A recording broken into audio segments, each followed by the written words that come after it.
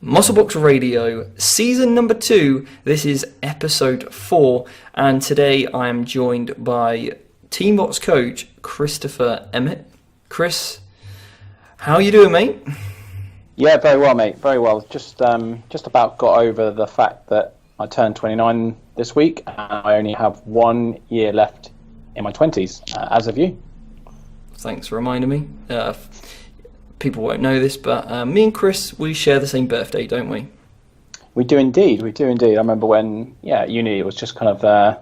we used to prank a few people, say that we were brothers on night out, didn't we? And for some reason, just because we had the same birthday... That we were twins and we got separated at birth, had different parents, but ultimately had found each other again through a website and realised that we were long-lost brothers. Despite the fact we didn't really look at all like each other. Well, you're a little bit taller, and we both got dark hair. Yeah. Mine's dark, getting a little bit more silver by the year. Yeah, you've got a very much more prominent moustache than I've got. Yeah. I sporadic facial growth much to my frustration. Yeah, I can't even grow it, mate. So don't worry. It's a shame. Yeah, well, I get over it. I only need to shave once every month, something like that. Then I'm fine. Hey, it saves a lot of money on razors and all that kind of stuff. So long term, you're probably saving yourself a good £2 to £3. Well, exactly. Yeah, exactly. And that's the most important thing, really, isn't it? Saving money. Oh, exactly. Anyway, mate. Obviously, you were on the show a few weeks back, weren't you? Episode 1. I was. Of season 2. I know. Just just want me back straight away. Just get back in there, getting amongst it. Yeah, because obviously we had Phil Graham on last week, and then before that was Michael Harrison, and then all the other guys are just so busy. Me and you thought, let's do it. Well, they say they're busy. I think Dan's been watching cricket, going to a restaurant in London this week. I'm not sure if he's doing a great deal, to be honest. Well, he did some CrossFit. Oh God, he's changing, mate. We're gonna have to watch out for him. Yeah, we need to think about his position in the team, if I'm honest. Yeah, and Emil's just saving people, living the life, Doctor Emil, saving lives left, right, and centre. Yeah, getting it done. Mike's eating. Yeah, just making the most of it before his cut starts on Monday. So I'm sure his weekend is going to be fairly large. I've got the joyous event of coaching him next year. Well, yeah, let's see how he gets on the first 6 months before then. But yeah. He'll do good. Yeah, mate. So we were having a discussion as to what to talk about, weren't we? Yeah, we were. Obviously, there's so many podcasts out these days, and the thing of the fitness industry is that people do get the same information time and time again. So, we just kind of thought about a few things that were quite apt at the moment, things that we've been discussing and talking about, and seeing a bit about in the industry. Yeah, definitely. And I think that this would be a good one, if I'm honest. Just because it's something that sometimes a little bit that annoys you, or little things like that, you can actually have a bit of a rant about, show a bit of passion, whilst also getting across some information, can't we? So I think one of the things we wanted to talk about was, currently we live in a world of social media within the fitness community, and and there's so many different trains of thought here. But if you're listening to this podcast, you probably have an appreciation for science, that you want good information, that you respect the guests that come on and the opinions of those guests, and to help you inform making better decisions so that you see better results. Because that's ultimately why we do this, right? We're on a journey and we want to see more results. But there seems to be a growing trend recently, I've noticed, and I hate to say it, I really do, but in like the evidence-based community, and I use that in quotation marks, from certain, people that are so caught up on doing the minimum amount possible, rather than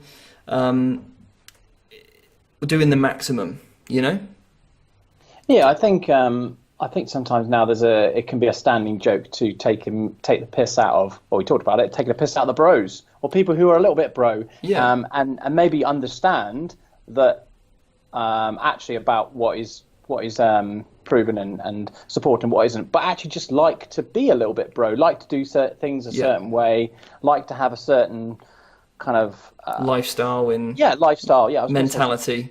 Yeah, towards their training, towards their nutrition, and do you know what? It just works for them and good for them. And I think there can be a bit of it's a bit of a standing joke these days, isn't it? That you don't need to do that, or it's like this paper shows this, and it's just like, all right, I understand that, but I want to do this anyway because it might give me a 0.1% advantage, or I just feel I can do it anyway. Yeah, or I just like it.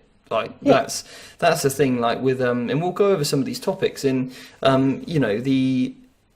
I hope, the thing is well, I'm very respectful of where I've come from in the industry, and, I've been in the industry now a long time, and I would have been someone that was overtly bro, that I did every type of bro science thing, and I put it all together to be some sort of, and for those listening, if you're not sure what bro science is, it is a case of someone says something, and it just becomes gospel without any sort of evidence or scientific support or backing. It's just the done thing. We don't need to go back, that long. And, I can remember when I did my first ever competition, what was that, like 6 years ago, I was scared of eating legumes or, beans, because I thought I was going to be inflamed from it, because I'd heard this on, what I thought was respected channels and people putting out information, and ultimately they've got no right putting that information out because it's a load of dog shit. Like, I was physically scared of if I ate a peanut I might get inflamed and then I might look rubbish. Like, that's ridiculous, and I believed that at the time, and I needed to lighten up a little bit, and I needed to relax, and I needed to be more flexible, and over the years I've become more flexible, but I still respect where I come from. And I think there's just a huge rise now, isn't there, with people saying, oh, you don't need to do fasted cardio, or, you don't need to worry about, having a protein shake post-workout, for example. Simple things, Yeah, definitely. I think we can all look back a couple of years ago and sort of things that we would have practiced where we'd actually be like, oh, actually, that's kind of not, I didn't need to do that, but have an appreciation of why and the ifs, buts, and maybes. But yeah, I think now is that it's sort of some things I reckon some people in the fitness industry would generally be scared to do because of what people might say, but like, oh, I don't want to be that person having a protein shake straight after a workout. Well, for a lot of time, it's just practically easy for people. And it's not like they're going to worry about, if I don't get this protein shake in the next 15 seconds, I'm going to lose all my gains. It's just a case of I feel I can have a bit of a protein shake now. I'll have it on the way back from home, and I can have a meal in an hour or whatever. Yeah. Rather than people being like, oh, you don't need to have protein within about an hour and a half to 2 hours and you'll be fine. It's just like, oh, bore off. And, I did. And they're probably not getting enough protein in their diet saying that. Yeah, and exactly. They're probably not spiking muscle protein synthesis enough to see any muscle gain. And they probably didn't even train because they're too busy at their keyboard. And that's the thing, with all of the guests that we've had onto this show, they're extremely evidence-based. They use science, but most importantly, they practice what they preach, and they've achieved great things. And like you said, Chris, we go back a few years, and we only have to look at things you used the term that we practiced. We actually practiced. Yeah, I practiced not eating legumes, but or whatever else it might have been that I was doing at the time, fasted cardio and you name it, I was doing it, probably putting coconut oil in my coffee because I thought that would upregulate fat oxidation. And at the end of the day, it didn't actually hurt me. It was just some of the things were unnecessary, and I didn't need to actually do it in order to see the result I wanted, which I now learn. So I can stop wasting my time doing 80% crap things and focusing on the 20% of stuff that does actually make a difference. But yeah, if you ask any like evidence-based practitioner, what is the most important thing about training? And it's enjoyment and sustainability, isn't it? Same with nutrition. Yeah, massively. I think sometimes with the training side of things, you can look at your training program, make it the perfect split and the perfect kind of periodization. And obviously we look at that massively with our clients, but also there has to be that fundamental element of I'm enjoying my workouts, because a lot of clients we work with, they are into fitness and training and nutrition training because they do enjoy it. So you give them a training program where they absolutely hate, automatically you're taking out enjoyment. Yeah. I really like it when I had a new client start with me this week. I sent him his training program and he got an email back to me and said, oh, Chris, it's the most comprehensive training program I've ever seen. I'm so excited to get started on the weekend. And automatically I was like, great. He's happy with the way the program, he's obviously liking the exercise I've given him, the split I've given him. He should be, he's automatically got a positive kind of outlook on that program. I'm looking forward to see how he gets on. And rather than just giving him a workout and exercises that he doesn't like or a split he doesn't like, he probably wouldn't work as hard or enjoy it. And when it comes to that Thursday evening and it's 6:30 and you should be going to the gym in 5 minutes and you're just probably not got quite the energy to go, if you're enjoying your training, you'll be like, cool, I'll go, I'm going to have a good session, rather than if you're not enjoying it, like, oh, sod this, I'm going to sit here and watch another Netflix. Yeah, exactly. And I've had those sessions where I've turned up to the gym, I've sat outside and I've been like, I literally had no motivation to go in there because I wasn't enjoying my program. And the thing is, what you have to do is, like you said, like, if you hate training legs, the worst thing you can do is put legs in 4 times a week to think, I need to really grow my legs, I need to smash them if I want them to grow. No, just do once a week and enjoy it. And then next week have 1.5 sessions of legs where you sort of couple in some arms or something. In slowly but surely you can increase the frequency of your leg training. But I just find it so funny that people will like slate someone for doing a 7-day muscle group split. It's not optimal, but God, they do it every single day and they're getting great results still, or they're getting good results, should we say. They could probably get better results, but that's not the point, because the person that they're talking to, a lot of the time in like the evidence-based community, it's like they have a problem with people that are working hard.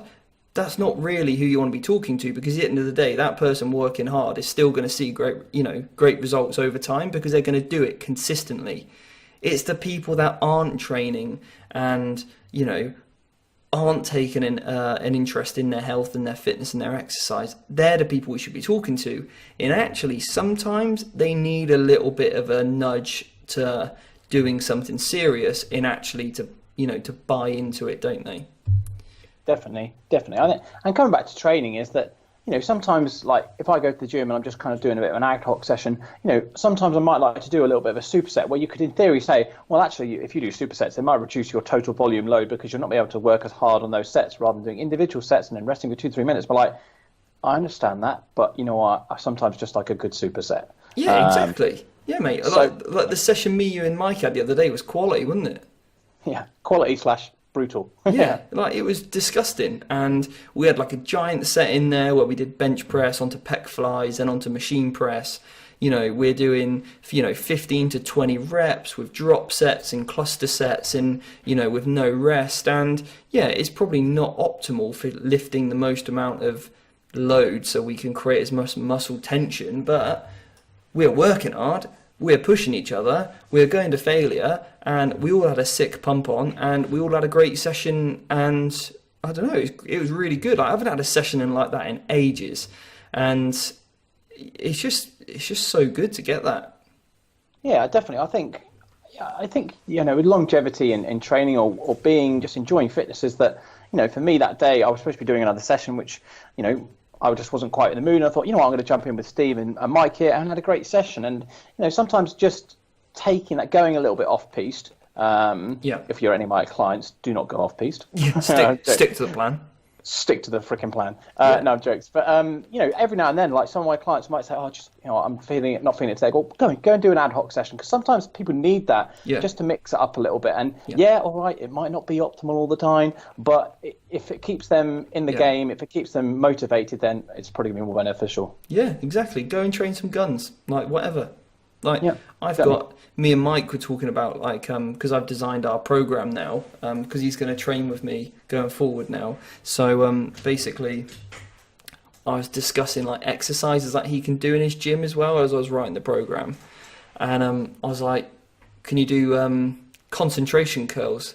You know, like where you do you sort of sit on a bench and you have your elbow pressed into your knee. Like, it's literally the most iconic bro exercise that Arnold used to do, and I was like, I'm putting it in because I like it. Like, that is, I don't care that it's not the most optimal exercise for training my bicep in the fullest range of motion, that it's slightly suboptimal in terms of the strength curve, but that's fine. I've got other exercises which hit that. This one hits my mentality. Do you know what I mean? My passion for bodybuilding. That kind of, it makes me feel like a bodybuilder. I like doing it, and do you know what? I'm probably going to sip my BCAAs while I'm doing it. Yeah, mate.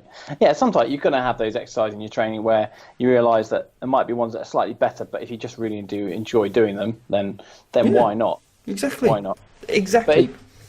Well, we were talking about it obviously with nutrition as well, is that, we obviously are big advocates of flexible dieting, which, you could say is probably unbro in a way, but there's a lot to be said about actually going back to basics sometimes, and actually going back and thinking, okay, I'm going to prep some meals in my Tupperware, I'm going to keep things pretty straightforward. Yeah, mate, like literally Tuesday night, what I did was I cooked up 600 grams of rice, and I cooked up a kilo of chicken, and I put some herbs in it, and that was it. Like, I had green beans, and that's been my food for the week. And then, like, I've added in the odd ad hoc meal, like I had like a sort of Mexican style omelette with some beef mince in.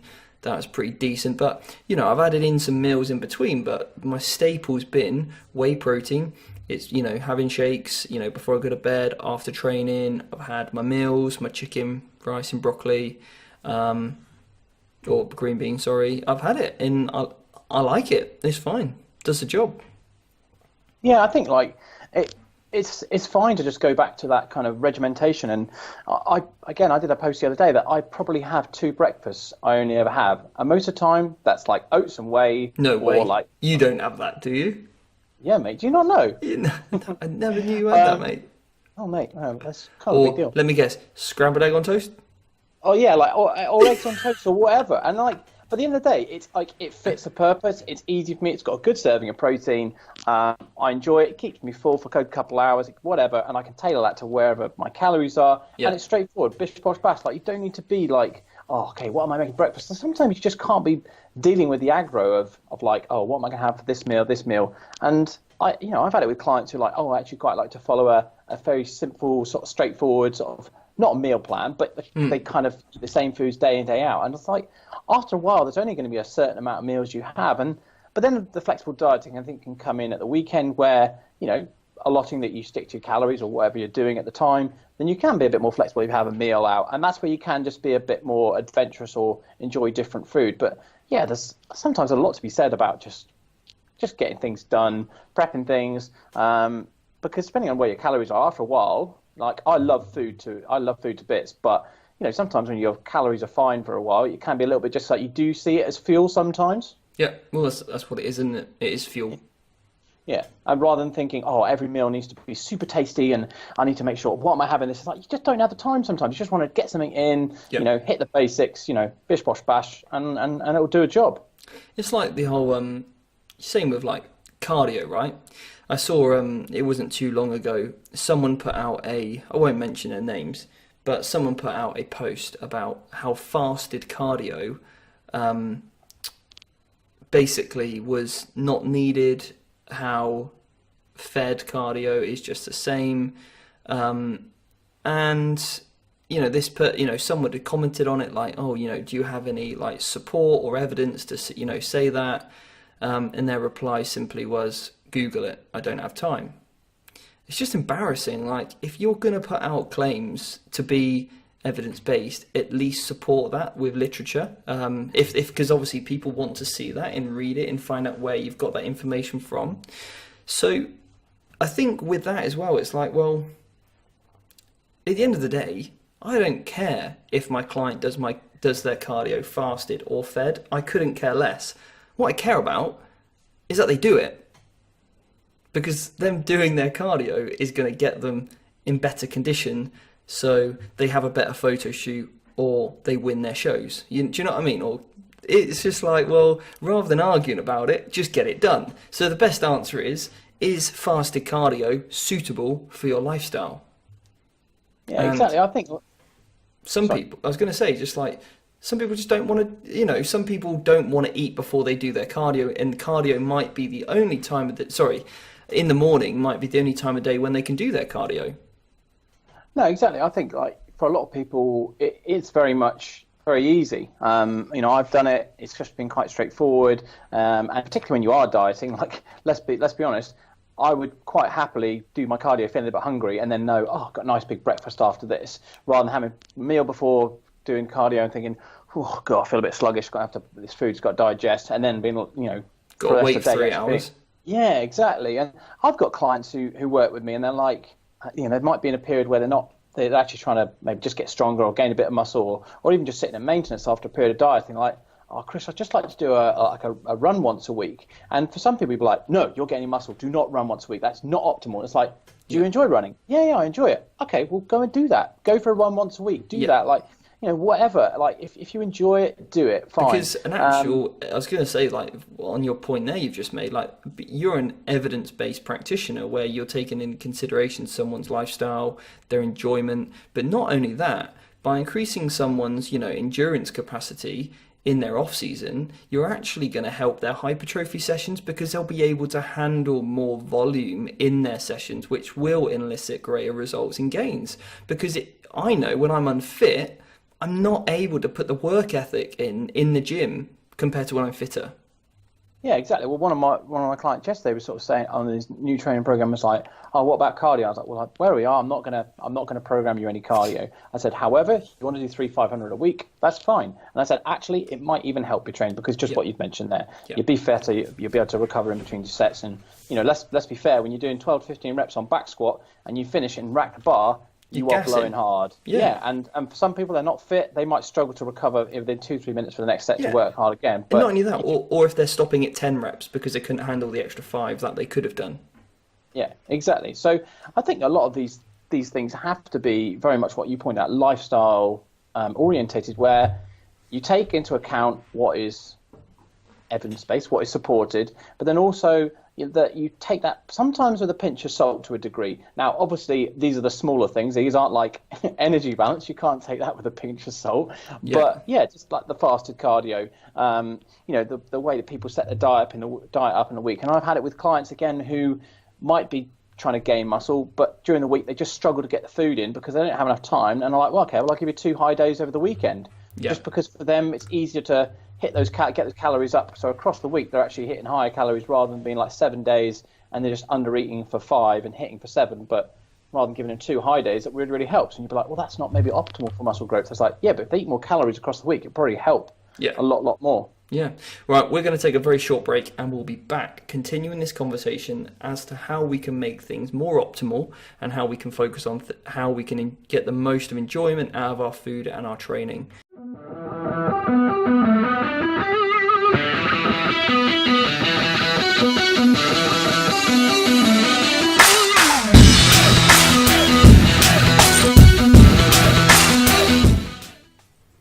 So we're back from the break, and me and Chris, we've just been having a bit of a rant, haven't we? Yeah, mate. It's always good to have a rant. You've got to let these emotions out. Sometimes with being working in the online world, you don't really see anyone for about 2-3 weeks. It's you live like a recluse. You're eating out of tins of cat food, and you sometimes got to have a good old rant, haven't you? I don't eat cat food unless there's. I don't even have cats, but eating food out of a tin, it's Yeah. pretty full on. No, that's it. Yeah, that is funny. You forget how it is to how to deal with social situations. When you go to a bar, people say hello to you, and you're like, "What? What? What's this about? Oh, Sorry, small talk's the worst, isn't it? Can I speak to you via Facebook Messenger or email you?" I don't physically know how to talk anymore. That's it. I just tell them to book in for a call on my system that I use. Nice. I tell you what, that would be a great way for a single person to work around dates, isn't it? It's like, oh well, here's my schedule once. You can book in for a date. You can book in. You get a 15-minute slot. Yeah. That's all it takes. Cancellations, 48 hours notice, please. Or you will be charged. Yeah. I'm sure there's probably one or two team box coaches who might use that for those kind of things. Yeah. Mention no names. Yeah, mention no names. Emil. Anyway, going slightly off piste. Yeah. So, Chris, what have you been training recently, anyway? Mate, I've been just doing. Obviously, as I mentioned in the last podcast, I am in rugby pre-season at the moment, so there's been a fair amount of conditioning and that kind of disgusting stuff. This week's been a lighter week, which has been nice, but just in my weight side of things, I'm still doing. Who are you playing rugby for?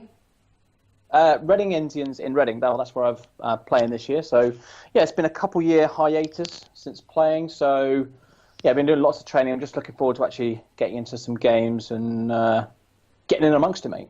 Nice. So, but in the gym, 2 upper body sessions, 2 lower body sessions a week, and then obviously a bit of conditioning outside of that. But yeah, with my training, it's taken a nice little change where I've been doing a bit of using some bands on squats and bench, which is quite nice, focusing on a bit more power. Mate, I did banded squats the other day.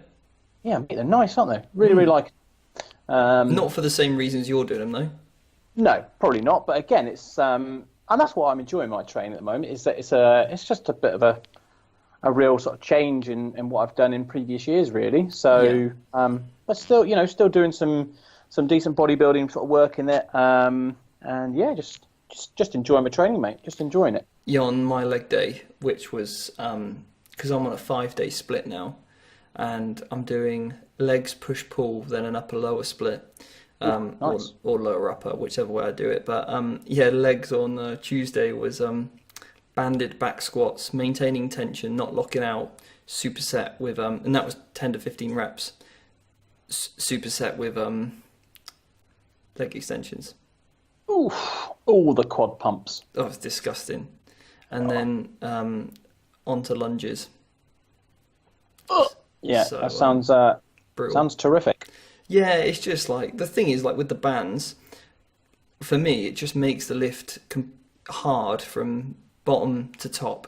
It is hard. Like, and that's the thing, I'm trying to grow muscle tissue. I don't want there to be an easy point of the lift. And some people will be like, oh, it's unnecessary. I like it. I like feeling like my legs are going to explode. When I do it, I get a good feeling from it, and therefore I'm going to keep doing it because I've been doing back squats and they bored me. But even just this slight variation of putting bands on, I'm now excited to back squat again. My weights are down, so I'm not lifting as much load, but my quads are burning, and that's great. That's fine. I'll keep progressing. Yeah, there's going to be there's some of these exercises, like there's the staples, aren't they? The bench presses, the squats, the lateral raises, which are going to be in your training program pretty much all the time. And after a while, like some of those exercises, it's nice to mix them up a little bit, isn't it? Like things like lateral raises, maybe do it from a seated position, do it from sort of leaning onto the side of a cable unit. I like it doing. We'll get onto that actually, but I was going to say, obviously our new weekly feature is our favourite exercise, right? Yeah, that's one of mine. The incline lying lateral raise. Do you know what I'm about? Oh yeah. I like that one. Well, basically, just if you're listening, give this an exercise a try.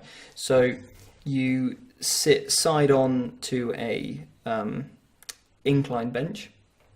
So you're basically, one shoulder should be resting into it, and then the other will be the other arm, which is when you hold your dumbbell in, and then you get a really nice range of motion because of the strength curve equals out. So basically, as you get weaker in the shoulder, the weight comes over horizontal, it actually becomes a little bit easier, so it tails off quite nicely, so you can get a really good long contraction and range of motion during the exercise, and it feels really smooth. So it's one of my favourite lateral exercises at the moment. Strong. What's your favourite? Oh no, you did shoulders last time. I actually did that exercise you spoke about. The guillotine press, is it? No, the Bradley press. That's it. Yeah, not guillotine. That's a bench press style, isn't it? Yeah. What's your favourite exercise? Well, my favourite one at the moment, one I'm enjoying actually is a Nordic hamstring raise. So, mate, you can't enjoy them. Do you know what? That's the thing though. It's one of the exercises I never used to enjoy, but I'm starting to enjoy them because I really feel I'm progressing. So, a Nordic hamstring raise, for anyone of you who doesn't know, is where you'd basically you'd be on your knees on the floor. And anchor your feet under maybe under a bench. Fucking anchor your feet under a bench. Yeah, carry on. Or under or sometimes you can under like a bench or whatever. So you put a bolt in strong position, and then maintaining keeping your hips forward is just lower yourself to the floor. So it's eccentric movement as slowly and as controlled as you can. And at some point you're going to just won't be able to control that eccentric portion anymore. Just release yourself into a press up, and then just push yourself back up and repeat that. Or just fall on your face. Yeah, but this is actually a really good exercise for anyone who trains in the gym who doesn't have a hamstring curl, which is quite common. So you can actually, a good way you can do this as well is if you did it on a squat racket, you could pull a band behind your head, hold onto the band, and then you can basically actually, as you get weaker towards the floor, the band is at more resistance, so it gives you more assistance, and then you come back up, you can use the band. Nice. But so it's quite a nice variation. I used to use it when I was a PT in the gym I used to work at, which didn't have a hamstring curl. But no, I'm enjoying it. I'm getting closer and closer to the floor without having to smash my face into the floor. And I'm aiming to get all the way down and all the way back up. So it's like I've been doing quite a lot of recently, going back to our previous conversation earlier about like training and stuff. I've been doing a lot of exercises where I'm doing, I'm getting my partner. Like we see it in the gym, and probably took the mickey out of him. Like you got the guy spotting his mate, and he's just going, "All you, bro, all you," and you can see this guy's literally doing everything. He's literally doing a deadlift while the guy's trying to bench it. But I've actually been doing quite a lot of helped resistant work recently. Because what I'm trying to do is maximize my last set. So I want to be able to lift the heaviest weight possible for the most amount of repetitions, on my last set. And that's the way I can build intensity. But then as soon as I start to struggle, all I need is my partner to come in and do 10% on the first rep, 20% on the next rep, 30% on the next rep, and so on. So I can keep that, build up of metabolites, and I can keep working the shoulder with an appropriate load because I've got a good spotter who's helping me push through. And it might look like the spotter's doing everything, but quite frankly, they are, like on those last few, but it's fine. I'm going to fail it, and that's the most important thing because that's going to achieve, muscle protein synthesis, and ultimately I'm going to get bigger and stronger. And then next time I can just improve on that and see how many reps I can do myself before the partner comes in to help. But I think those things like those forced reps are a great way of maintaining or intensifying a workout, Yeah, definitely. And you've just kind of made the main point there that you're only doing it on one set. You've got justification for doing it, and that's why. And it's like sometimes just to get a little bit more work and a little more volume, and that's why things like drop sets just can be beneficial. I use them sometimes on exercise where you're doing higher reps, but maybe the way you program your gym session is you've only got a couple of sets, but actually just to keep the reps high, just add in a drop set, and just a little bit more work across the session done over time is only going to be beneficial. And all right, like you're not strictly lifting that weight on your own, but rather than maybe taking the weights off and then going again, it's just pushing through those extra reps. And like take a shoulder press, for example, a dumbbell shoulder press. You don't want to be putting them down, picking up the next set. You got that right arm that's gone up and the left arm shaking next to you at 90 degrees. Just get someone, keep the bar moving or keep the dumbbells moving constantly, and yeah, they're gonna have to help you a bit more, but ultimately you can just take it to failure, job done, move on. None of this kind of, because that's the worst thing. You see the guy and he's got 5 sets of dumbbells around his feet, and you're like, really, you didn't really need to do that. And actually, by the time he's put them down and picked the next set up, you're not getting the benefit of the drop set because it's taking too long. So you just need to have, it's great on a machine where you can just quickly change the pin, bash, go, go, go, go, go. But yeah, it's time and a place, right? Definitely. But yeah. That being said, as we said earlier, if he enjoys it, carry on. But when that person's hogging all the weights, then I got a problem. I used to, one thing I did used to enjoy in the studio I used to train out of is that I would be the only person in that studio. It was out of a school gym, a very good gym though. And I used to train on my own, and I used to just literally use all the dumbbells. It's like a photo on Instagram where I got like 6 sets of dumbbells, and I was like, all the drop sets, let's go. Biceps, biceps are good for that. Barbells everywhere, just didn't give a shit. And I was just like, I'm training here alone, I'm going to do whatever I care. I met up with my old coach and training partner, Josh Hill, the other day. So we used to train together for quite a long time, and he lives in Birmingham now. He's a fantastic powerlifter and bodybuilder. And we were just having a good conversation about intensity. And that was one thing I learned from training with him was how to train hard. He's a big lad. He's big. And he's very, very strong. When someone says, oh, my mate's got a big bench, and I'm like, yeah, it's not as big as my mate's though. He's that guy who'll always out-trump you on everything. I remember obviously Josh used to train at Bath U when we were at uni there together, before you started training with him, and he used to go around with his little posse with him, and it was like, his every set of squats, more often than not, his nose was bleeding. I've seen him pull a 400 kilo deadlift, Yeah, he's a big lad. Just a small weight. But I learned how to train hard, training in that training group, because there's that slight element of competition, that little bit of, testosterone between you all. And that's nice. Right, Chris, I know you've got to go. So I've just got to dash off for 2 seconds. I'm going to be right back. We're going to take a quick break.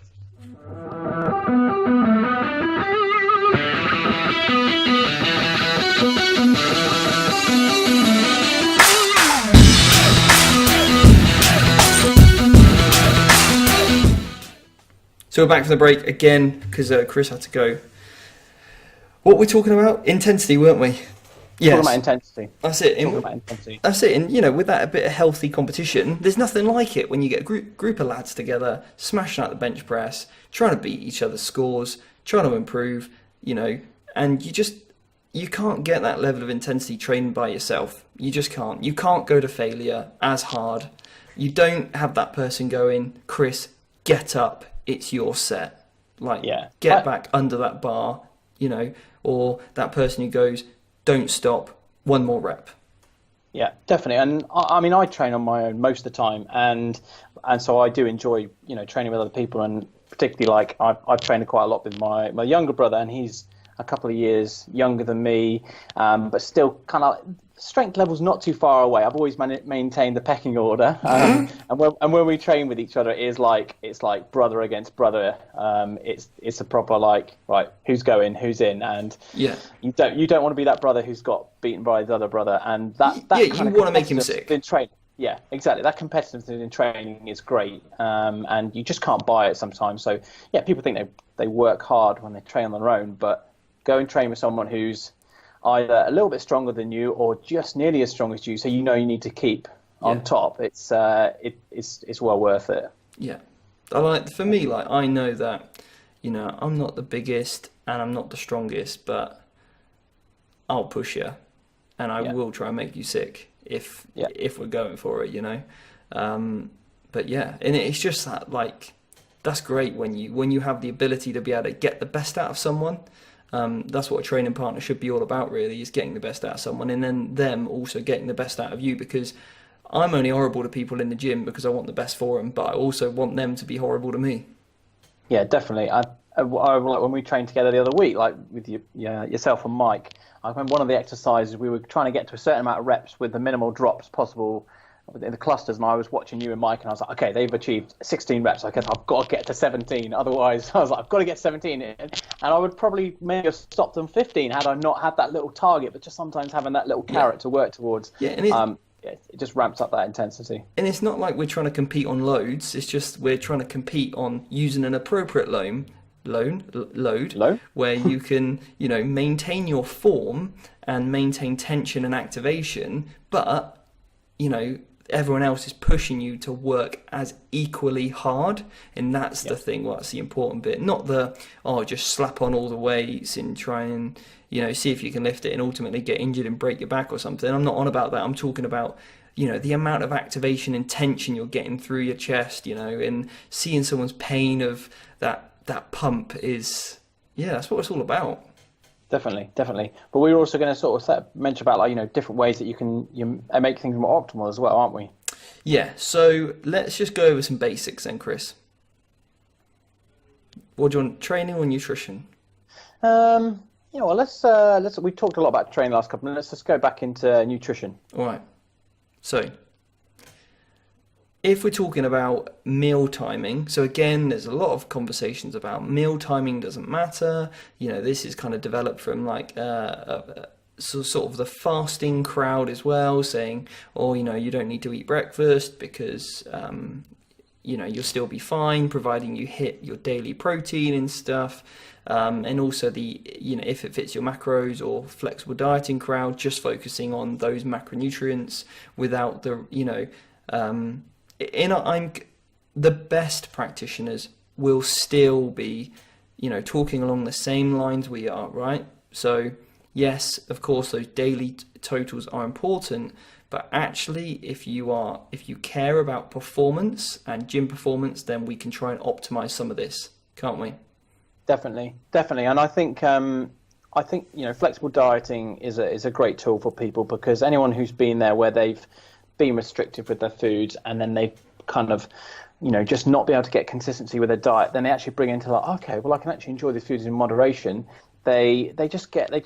Nutrition just takes care of itself. That's what the kind of expression I use with my clients is, just make it easy, make sure it doesn't feel like a chore. It's just you're just doing what you need to do. And but there is obviously something to be said about going too far to the flexible dieting side of things. Like last night, I actually kind of was one of the I made a meal for dinner where I sometimes can get just a bit lazy with dinner. And I had really nice bits of salmon, cooked them in a pan, did some sweet potato chips and some broccoli. And do you know what? Some people might look at that and go, oh, broccoli, sweet potato and fish, what a bro. But it was such a nice meal. It was really enjoyable. It was really wholesome. And I said to my girlfriend, I don't think you can probably taking calories out of the equation or wherever you are at the time, is that you can't really get much more of a healthier meal than that. You've got a great source of oily fish, good source of protein, some veggies, carbohydrates, fiber, micronutrients. So good. And sometimes just rather than thinking, oh, what calories have I got left? How flexible can I be to hit these calories at the end of the day? Because I think that's definitely a way that some people go. I know it's a way I've been, rather than thinking, okay, what should I eat, which is pretty healthy, I've got in the fridge, and I'll see where it gets me. And if I have 150 calories left, I can have a couple of chocolate biscuits with a hot chocolate in front of the TV. Yeah, definitely. So when we're talking about nutrient timing, then what do we want to be focusing on? Let's say this person's training around, let's just go for a typical kind of after work 6 o'clock session, right? How can we optimize nutrition if this person's looking for, and let's be honest, we want to be leaner and we want to be gaining muscle, right? Yeah. At all times. So that's what we're going to be doing. If you're dieting, and you're trying to get peeled, you're trying to maintain muscle and build if you can. And if you're in a calorie surplus, you're trying not to get too fat, but still gain adequate tissue, right? So let's focus on performance. Meal one, what are we doing? What time is it? Yeah, so I think depending on what time you get up in the day, you want to be getting a decent sort of protein serving in fairly soon. Whether you just have a shake before on the way to work, or whether you have something a bit more substantial, like your oats, like your eggs, whatever. And again, 3-5 hours later, which for some people might coincide about lunchtime. Whoa! You're moving on too quick. What does a good protein source look like? Well, obviously we want something that's going to contain, your full amino acid profile, and obviously the main driver for muscle protein synthesis, we're looking at leucine. So things like whey, things like eggs, dairy for breakfast are going to be a good choice for that. Yeah, good Fish. meat. Yeah, or even some bacon or whatever. They're going to so again, depending on your calories. Here we'll go. Right. So let's do this. Quick fire. Breakfast option high in protein. You go, I go. Like our old drinking game categories. Okay. This is the category. All right. High protein. Okay. Breakfasts that are quick to make. Go. Okay. Okay. Oats and whey. Protein pancakes. Okay. Greek yogurt and fruit. Nice. Protein waffles. Poached eggs on toast. Scrambled egg on a bagel. Ooh. Nice. Bacon sandwich. Bacon sandwich, nice. Sausage and bacon and some mushrooms. Nice. Protein smoothie with some oats in there and whole milk, or semi-skim milk, whatever. Whatever milk. Spanish omelette, some ham in there, some mushrooms, some cheese, and an omelette. Okay, a protein bar and a coffee. Oh, nice. A whey shake, just straight. Yeah, I think we've. This is the thing. Also, the other thing I would mention on this is that people have certain foods they'll eat at breakfast, but at the end of the day, breakfast is just another meal. And if you just literally wanted to eat chicken and rice for breakfast, what is stopping you? I mean, some people are like, I couldn't stomach that early in the day. Yeah, like some people they haven't tried it. Like, but yeah, at the end of the day, it's just another meal. Like, eat whatever. Like the other day, it's really hard to get our dog Alfie to drink any water. Like literally, when he gets dehydrated, he doesn't see very well. He gets real grumpy. And I was like, how can I get him to drink more water? So anyway, I had some left. Well, I was kind of eating my chicken and my rice, and I was getting to the end of it, and I was like, I've probably had enough chicken anyway to spike MPS, etc.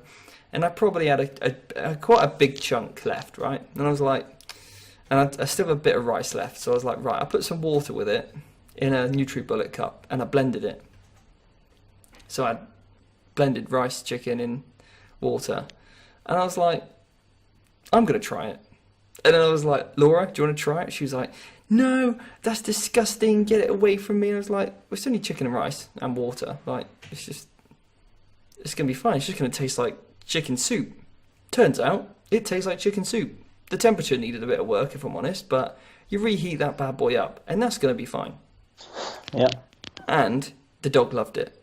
Necked the entire bowl, so much so I had to get up at 2 o'clock because he was whining because he needed to pee. And I took him out and he literally peed the biggest pee I've ever seen.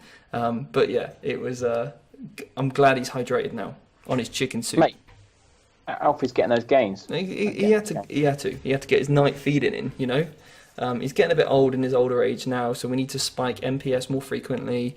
Right, so get those gains. So anyway, breakfast we've hammered that. Yeah, the other thing as well, hotel breakfasts. My go-to is continental, Parma ham, and then normally they have boiled eggs, don't they? So boiled eggs, Parma ham, and a little bit of toast. Job done. Yeah. Hotel breakfast. Hotel breakfast is so easy. Like people moan about going all the way on that all they can eat buffet. It's that actually there's so many good options there. It's just you just don't need to go around for 6 rounds. Yeah. Stay away from the fried food, and focus on the cured meats and the eggs, and you're probably going to be all right. Gosh. Nice. Right. So that's breakfast. Then we're going to have probably a snack, right? So let's say we got up at 7, that was around 7, 8, and then we're going to have a snack around 10, 11. What's the snack looking like? Oh, well, it could be anything from some jerky. I'm prone to a good bag of Top Herd. Top Herd jerky. Big shout out to them.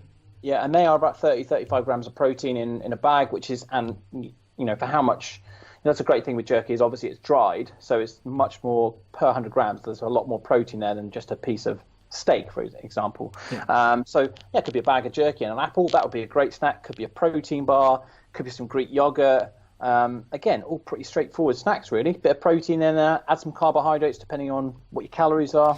Yeah, no, this is the problem with protein bars. If you're a guy, me and Mike touched on this the other day, or was it me and you talking about protein servings? Was that on our podcast? Yeah. So obviously with how much you need, so go back a few episodes and listen to that podcast. We're not going to talk about that again, but a protein bar for a guy just doesn't hit it. You're looking at 20 to 25 grams of protein, and not all of that protein is going to be whey. And really what we need is about 30 grams. So normally 2 carb killers or 2 protein bars of my choosing is normally what I go for if I have a snack.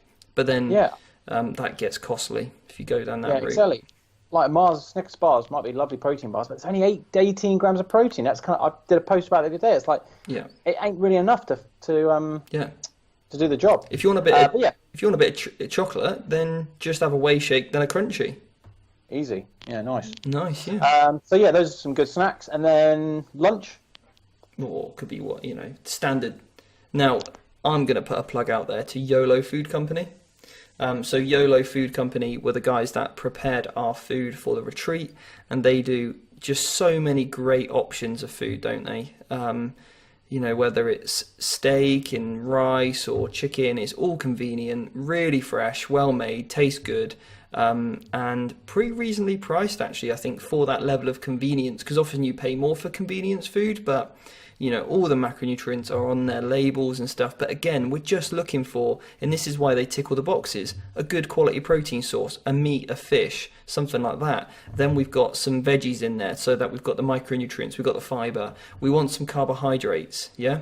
We want your rices, your potatoes, and then maybe a fat source if you've got the fats available, like some olive oil or some avocado or something like that. Just good essential fats for bodily function, really. But they don't need to be overdone because we mainly want carbs in the diet. Okay, then we're probably looking at another snack another 3 hours later, aren't we? Yeah, again, and it could be. This is probably a pre-training meal, to be fair. Okay, yeah. So I think this is an important thing to say, particularly with people who train after work, is that a lot of times that temptation to go from lunch, not eat anything, and then train and then have dinner. I would definitely advise that you have something. Probably about 4 o'clock, if you're training at 6, 2 hours before, it's going to be in your system by then, that you're having a decent snack there, and, think about maybe having a few more carbs, just so you feel like, I like to train that there's food in my stomach. I like to feel actually sometimes a bit full when I go to the gym. Yeah. Last thing I want is to be feeling a bit hungry in the gym, because I know I'm going to have energy, but in my head, I'm thinking I'm hungry, I've not got enough food in my system, and not be able to train as hard. So, yeah. Something like we mentioned earlier, maybe some protein, definitely some protein, but then having a few more carbohydrates. And it could be even something as simple as some Snacker Jacks, some flavored rice cakes, whatever it needs to be. Easily digestible, that's what you want, is easily digestible carbohydrates. And if you put protein in, then fine. Then just that's kind of what you want, is protein and carbs, really, isn't it? And caffeine. Yeah, but caffeine obviously maybe a little bit closer to the mark. Maybe that 30 minutes, 20 minutes out, get some caffeine in just to help performance. And obviously the problem is with some people who do train at 6 o'clock, if you're having caffeine half an hour before, is that if you're taking the dosage where you're going to see any real benefit, you're still going to have quite a bit of caffeine in your system by the time you go to bed. So you have to just think about that. Some people can have a high dose of caffeine and actually just go to sleep fine. But if you're one of those people who is a bit irritable when they sleep, you're going to want to consider that. And then even, again, depending where your calories are, a couple of boiled sweets before the gym, get some sugars in there quickly, and then you're ready to go. And then post-workout, get that shake in. Yeah. Get your within 20 minutes. Within 20 minutes, get your shake in and the creatine. Yeah, 21 minutes and it's game over. Yeah, creatine in the shake because it's easy, you remember it, prepare it before you go to work, job done. Or do what I do, keep your creatine at work, and then when you get back from the gym, you take it. Yeah. And I just go straight in with the scoop. Mate, I'll be honest, I've been starting doing that. I saw your Instagram story the other day, and it's literally just a case of get some water down there. Most of the time, actually, if I do I sometimes will do like a bit of a like a bit of a smoothie in the morning, because I sometimes just struggle to get veggie in. I'll just stick it in there with that as well. Yeah. But creatine is one of those supplements where people just like, oh, I've forgotten, I haven't taken it in 3 days. Yeah. So yeah, just keeping it convenient. But sometimes, obviously, going back to pre-workout is that pre-workout's the main thing, you're going to get it from the caffeine. But if you can get pre-workout that's got a bit of creatine as well, it's it's pretty decent because you're going to get it in without forgetting. Yeah. So that's post-workout, and then we've probably got a couple more meals if we're being real optimal. Yeah. So obviously a decent evening feed, and again, depending where your calories are, decent protein source, etc. Whatever you're going to have. And then the only other thing to make things real optimal is maybe, depending on how late. Yeah, shake straight before bed, or if you are eating at 9:30, you're going to go to bed within half an hour. Just double up your protein serving. So if you have 35 grams per meal, get a bowler serving 70 grams in there. Bish bosh bash. Nice. That's quality, mate. Yeah, that's good. And I think there's some good information there. People can literally take that and devise their own macronutrients based on those. Well, you can take your macronutrients and split that accordingly. Just ensure across those meals you're having enough protein to spike muscle protein synthesis. So go back to mine and Chris's previous episode, and we did speak about that. Anyway, mate, let's leave that there because now we've been talking for about an hour and I want to try and keep it around that. But thank you so much for your time again, mate, for coming on. No way, mate. It's a pleasure. Nice. Where can people find you to follow more of your stuff? So, yeah, you can find me. My main social media platforms are Instagram or Facebook. Instagram, I am Chris Team Box. So pretty straightforward to find me. And then on Facebook, I'm just Chris Emmett. Got a Facebook page. So, yeah, kind of Instagram and Facebook's the main stuff. Mainly Instagram. Cool. Yeah. Check on Instagram. Check him out. Chris, are you training with me and Mike on Tuesday? I need to look at where I am. I'm going to training this evening. I need to know where my training split is, but I'll definitely be training Monday or Tuesday. So I think we're on a pull or a push session. Nice. Bring the pain. Yeah, it'd be good to have you involved in amongst it. Anyway, big announcement as well. Today is that our website has been redone. So go check it out. www.team-box.co.uk. Check it out, and if you've ever been thinking about coaching, just check out our pages. We've got a How It Works page, we've got a coaching page. You can find out all the information you'll need, and you can kind of have a look at some of the services that we offer for coaching. So if you've ever thought about, I wouldn't mind, having someone like Chris look over your training, or me if you're doing a contest or something, or one of the other guys, if you're just starting out and you want the right guidance from the very start, then that's great. You don't have to be a bodybuilder to work with us. We work with a whole range of people, don't we? Just as long as you're interested in fitness and you're passionate to learn and you want to get into it, then we'll be able to help you. So go check it out. Prices are all on the website, so you can see that. And I'm not gonna brag too much, but I'm gonna a little bit of a humble brag here, but there's not many other coaching services out there that are like us, just because we practice what we preach. We make sure we surround ourselves with science and evidence, and we use that appropriately. But ultimately, don't try and mind boggle you, as well as the most important thing is making sure you get results, isn't it? Definitely, mate. 100%. Because, some people do just like to confuse it, and some people just don't know how to get results. Yeah. So anyway, if you have thought about it, go check us out. And if you've got a question for the podcast, then send that over to info@team-box.co.uk, and I can get that answered on the next podcast. So check us out, and we'll be back with you next week. See you later. Cheers.